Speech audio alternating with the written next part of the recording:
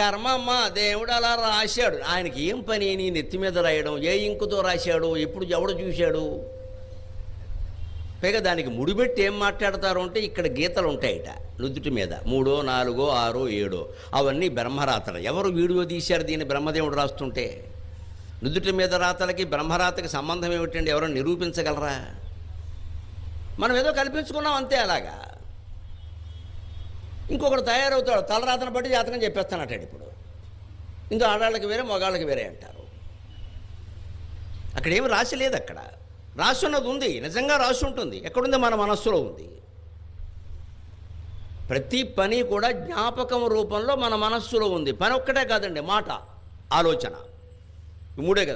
ఈ మూడే కదా త్రికరణాలు. వాక్ కాయకర్మలు, మనోవాక్ కాయకర్మలు. మనోవాక్ కాయకర్మ. చేసే ఆలోచన, మాట్లాడే మాట, చేసే పని, మూడింటినే త్రికరణాలు అంటారు. ఈ ముగ్గురు కరణంగారులు మన మనసులోనే ఉన్నారు.